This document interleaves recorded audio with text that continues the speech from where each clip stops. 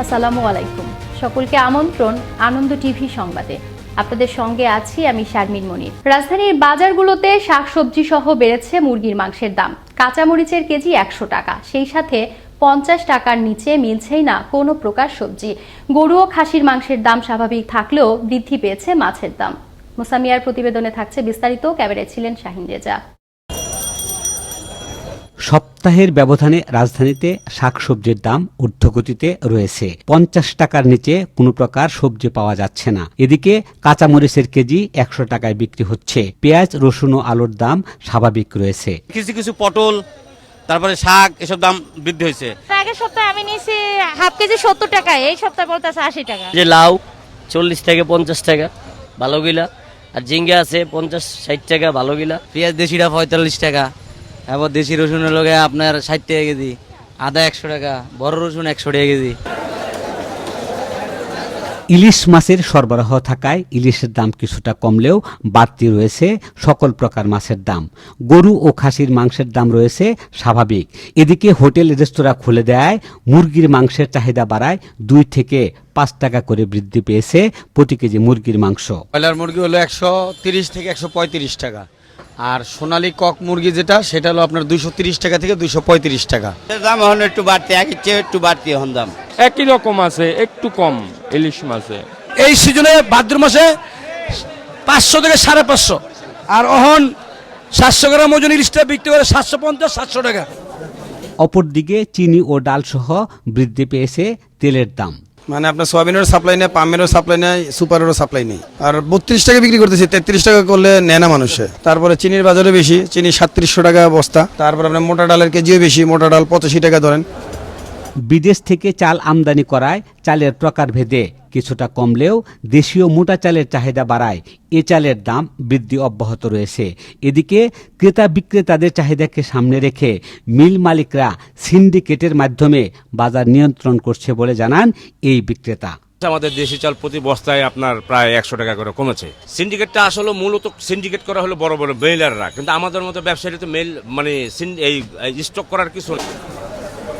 Lockdown পরবর্তী সকল কিছু স্বাভাবিক হলেও বৃদ্ধি পায়নি সাধারণ মানুষের আয়। দ্রব্যমূল্যের এমন ঊর্ধ্বগতিতে বিপাকে পড়েছেন নিম্ন ও মধ্যবিত্ত মানুষজন। তাই সরকারিভাবে সার্বক্ষণিক বাজার মনিটরিংয়ের দাবি ভোক্তাদের। মুসামিয়া, আনন্দ টিভি, ঢাকা। আবারও দেশের খবর। গেল রাতে ঢাকার সাভারের 8 নম্বর ওয়ার্ডে বাবার বাড়িতে রুমা আক্তারের গলা কাটা লাশ দেখতে পায় পাশের বাসার এক ভাড়াটিয়া। পরে 999-এ ফোন করলে পুলিশ এসে লাশটি উদ্ধার করে হাসপাতালের মর্গে পাঠায়। ময়নাতদন্ত শেষে মৃত্যুর রহস্য উদ্ঘাটন হবে বলে জানায় সাভার মডেল থানা পুলিশ। এ ঘটনায় রুমার পরিবার ও প্রতিবেশীদের মাঝে নেমে আসে শোকের ছায়া। বুধবার শেরপুরের নালিতাবাড়ির বিভিন্ন মাধ্যমিক বিদ্যালয় পরিদর্শন করেন জেলা শিক্ষা কর্মকর্তা রেজওয়ান। দিনব্যাপী শিক্ষা প্রতিষ্ঠানগুলো পরিদর্শন শেষে বুড়ুয়াজানি হাসান উচ্চ বিদ্যালয়ে গাছের চারা রোপণ করেন এই শিক্ষা কর্মকর্তা। এ সময় উপজেলা মাধ্যমিক শিক্ষা কর্মকর্তা জাহাঙ্গীর কবির এবং প্রধান শিক্ষক A.K.M. নজরুল ইসলাম সহ অন্যান্যরা উপস্থিত ছিলেন। সাতক্ষীরার তালা উপজেলার একটি প্রভাবশালী মহল উপজেলা প্রেস ক্লাবের স্থাপনা উচ্ছেদ করার চেষ্টা এবং মহলটির অব্যাহত ষড়যন্ত্রের মুখে প্রতিবাদ সমাবেশ ও মানববন্ধন করলেন স্থানীয় সাংবাদিকবৃন্দ। দুপুর 12টায় তালা প্রেস ক্লাবের সভাপতি প্রণব ঘোষ বাবলুর সভাপতিত্বে এতে বক্তব্য প্রদান করেন উপজেলা চেয়ারম্যান ঘোষ সনৎ কুমার। এ সময় আনন্দ টিভির জেলা প্রতিনিধি হাসানুর রহমান হাসান সহ অন্যান্য সাংবাদিক নেতৃবৃন্দ উপস্থিত ছিলেন। দেখছেন আনন্দ টিভি সংবাদ, সঙ্গে আছি শারমিন মনির। চাঁপাইনবাবগঞ্জের শিবগঞ্জে প্রধানমন্ত্রী শেখ হাসিনাকে নিয়ে কটূক্তির প্রতিবাদে স্থানীয় সংসদ সদস্য শামিল আহমেদ শিমুলের নেতৃত্বে মানববন্ধন করল উপজেলা যুবলীগ। শুক্রবার দুপুরে উপজেলার ডাকবাংলা মোড়ে মানববন্ধন অনুষ্ঠিত হয়। এ সময় কটূক্তিকারী ব্যক্তি শহীদুল হককে গ্রেফতারের দাবি জানান মানববন্ধনে অংশগ্রহণকারীরা। কুমিল্লার দাউদকান্দি শহীদনগর M.A. জলিল হাই স্কুলের 2 মাসের বিদ্যুৎ বিল আসে 12,091 টাকা। স্কুল বন্ধ থাকার পরও এত টাকা বিল আসায় কৌতূহল সৃষ্টি হয় বিদ্যুৎ কর্মকর্তাদের মাঝে। পরে ঘটনাস্থলে গিয়ে দেখতে পায় স্কুলের প্রধান শিক্ষক আলমগীর ভুইয়া তার নিজ ফ্ল্যাটে স্কুলের মিটার থেকে অবৈধভাবে বিদ্যুৎ ব্যবহার করে আসছিল। এ ঘটনায় আলমগীর ভুইয়াকে 20,000 টাকা অর্থদণ্ড এবং ফ্ল্যাটের মালিক আইনাল হককে 1 মাসের বিনাশ্রম কারাদণ্ড দেন উপজেলার ভ্রাম্যমাণ আদালত। হবিগঞ্জের লাখাইয়ের হাওড়ে নৌকা ভবনে যাওয়া নববধূকে সংঘবদ্ধ ধর্ষণের ঘটনার 6 দিন পর মামলা দায়ের করা হয় জেলার আদালতে। বৃহস্পতিবার দুপুরে নববধূর স্বামী বাদী হয়ে এ মামলা দায়ের করেন। আদালত মামলাটি আমলে নিয়ে 24 ঘন্টার মধ্যে এফআইআর করতে লাখাই থানাকে নির্দেশ দেন। এই ঘটনায় অভিযুক্ত এক বখাটেকে আটক করে র্যাব। এর আগে গেল 25 আগস্ট দুপুরে নবদম্পতির ভবনের নৌকাতে উঠে স্বামীকে কুপিয়ে নববধূকে শ্লীলতাহানি করে মোবাইলে ভিডিও ধারণ করে স্থানীয় 8 বখাটে যুবক। গাজীপুরের কালিয়াকৈরে 6ষ্ঠ শ্রেণীর এক ছাত্রীকে ধর্ষণ চেষ্টা মামলা তুলে নিতে বিভিন্ন ভয়ভীতি এবং হুমকি দেওয়ার প্রতিবাদে মানববন্ধন করল স্থানীয় এলাকাবাসী। শুক্রবার সকালে কালিয়াকৈরের সোনাতলা বাজারে একটি সংস্থার আয়োজনে এ মানববন্ধন অনুষ্ঠিত হয়। এ সময় অভিযুক্তদের গ্রেফতার করে আইনের আওতায় আনার দাবি জানান মানববন্ধনে অংশগ্রহণকারীরা। বুধবার বিকেলে বাগেরহাটের মোংলা অংশের বঙ্গোপসাগরের বাংলাদেশের জলসীমায় অবৈধ অনুপ্রবেশ করে মাছ শিকার করায় একটি ট্রলার সহ ভারতীয় 13 জন জেলেকে আটক করে বাংলাদেশ কোস্টগার্ড। পরে আটককৃতদের বিরুদ্ধে আইনি ব্যবস্থা গ্রহণের জন্য মোংলা থানায় হস্তান্তর করা হয়। শুক্রবার দুপুরে এ তথ্য নিশ্চিত করেন কোস্টগার্ড মোংলা সদর দপ্তরের তদন্ত কর্মকর্তা লেফটেন্যান্ট কর্নেল মামুনুর রহমান।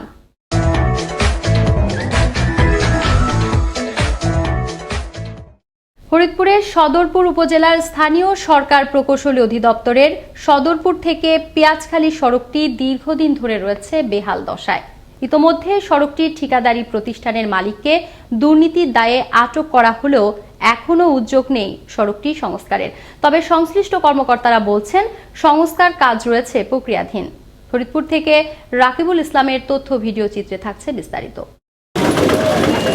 ফরিদপুরের সদরপুর উপজেলার স্থানীয় সরকার প্রকৌশলী অধিদপ্তরের সদরপুর থেকে পেঁয়াজখালীর সড়কটি দীর্ঘদিন ধরে সংস্কারের অভাবে চলাচলের সম্পূর্ণ অযোগ্য হয়ে পড়েছে। 2018-19 অর্থ বছরের দরপত্রের মাধ্যমে 16,55,60,000 টাকা ব্যয়ে Sajjad Barkat construction engineering limited and Wahid construction limited JV নামের ঠিকাদারি প্রতিষ্ঠানের মাধ্যমে সড়কটি উন্নয়ন ও প্রশস্তকরণ সংস্কারের কাজ শুরু করে। সম্প্রতি ঠিকাদার প্রতিষ্ঠানের মালিক দুর্নীতির মামলায় আটক হলে বন্ধ হয়ে যায় কাজ বন্ধের ফলে দীর্ঘদিন ধরে সড়কটির প্রয়োজনীয় সংস্কার না হয় উপজেলার 3টি ইউনিয়নে হাজার হাজার মানুষকে পোহাতে হচ্ছে চরম দুর্ভোগ। সামান্য বৃষ্টি হলেই সড়কটির বিভিন্ন জায়গায় জমে হাঁটু পানি, সৃষ্টি হয় জলবদ্ধতার। এই রাস্তার দৈর্ঘ্য সর্বোচ্চ 1.5 থেকে 2 কিলোমিটার, তাতে 4 থেকে 5 মিনিট সময় লাগার কথা, সেখানে আধা ঘন্টা পার হয়ে যায় এখান থেকে বাবুসর থেকে পেঁয়াজখালী পর্যন্ত যাইতে। এটার সে কষ্ট আমাদের কাছে আর কিছু নাই। আমরা মাত্র 300 টাকার চাল আনতে গেলে আমাদের 20 টাকা ভাড়া দিতে হবে। সুন্দর বাজে আমরা চলে ফিরে খাই, গরিব মানুষ গাড়ি গুড়ি চালাইয়া, কিন্তু এটা তারা করতেছে না, গুরুত্ব দিতেছে না। অনেক কষ্ট হয়, হাঁটা চলাই তো কষ্ট, গাড়ি তো দূরের কথা। সরকার আছে আবেদন আমাকে রাস্তাটা দেন, মেরামত করে ঠিক করে দেয়। এ ব্যাপারে উপজেলা এলজিডি প্রকৌশলী আব্দুল মোমিনের সাথে কথা হলে তিনি জানান, সড়কটিকে আবার সংস্কারের জন্য তৈরি করা হয়েছে নতুন প্রকল্প, অনুমোদনের জন্য পাঠানো হয়েছে নির্বাহী প্রকৌশলীর কাছে। এলজিডির পক্ষ থেকে রাস্তা নিয়ে আমরা ইতিমধ্যে প্রথম টেন্ডার ক্যান্সেল হয়েছে, বাতিল হয়েছে। আর দ্বিতীয়বার এটাকে ইমপ্রুভ করার জন্য, জনসাধারণের কষ্ট লাঘব করার জন্য নির্বাহী ম্যাজিস্ট্রেটের উপস্থিতিতে আমরা এটা রিমেজারমেন্ট করেছি। অনুমোদন হয়ে আসলে নির্বাহী প্রকৌশলী মহলে দ্রুত এটার বাস্তবায়নের কার্যক্রম গ্রহণ করে অচিরেই সড়কটি সংস্কার করে যানবাহন ও জনসাধারণের চলাচলের জন্য উপযোগী করে গড়ে তোলার দাবি ভুক্তভোগীদের। মুস্তফা কামাল তোহা, আনন্দ টিভি, ন্যাশনাল ডেস্ক। শুক্রবার সকালে ভোলার লালমোহনের মঙ্গল শিকদার লঞ্চঘাট এলাকায় অভিযান চালিয়ে 13 কেজি গাঁজাসহ 3 মাদক ব্যবসায়ীকে আটক করে পুলিশ। এ সময় তাদের কাছ থেকে মাদক পরিবহনে ব্যবহৃত একটি জি-বাইক জব্দ করা হয়। আটককৃতদের বিরুদ্ধে মাদক দ্রব্য নিয়ন্ত্রণ আইনে থানায় একটি মামলা দায়ের করা হয়। দুপুরে এ তথ্য নিশ্চিত করেন লালমোহন থানার ভারপ্রাপ্ত কর্মকর্তা মাকসুদুর রহমান মুরাদ। শুক্রবার সকালে চাঁপাইনবাবগঞ্জ সদরের বলুনপুর গ্রামে একটি অটো রাইস মিলের যন্ত্রের সঙ্গে আটকে গুরুতর আহত হন রাজু নামের এক শ্রমিক। স্থানীয় রাজুকে উদ্ধার করে হাসপাতালে পাঠালে কর্তব্যরত চিকিৎসক তাকে মৃত ঘোষণা করেন। বিষয়টি নিশ্চিত করেন সদর মডেল থানার ভারপ্রাপ্ত কর্মকর্তা মুজাফফর হোসেন। আনন্দ টিভি সংবাদ দেখুন প্রতিদিন বিকেল 5:30 এবং রাত 9:30। আনন্দ টিভির সঙ্গে থাকার জন্য সকলকে ধন্যবাদ। নিউজ।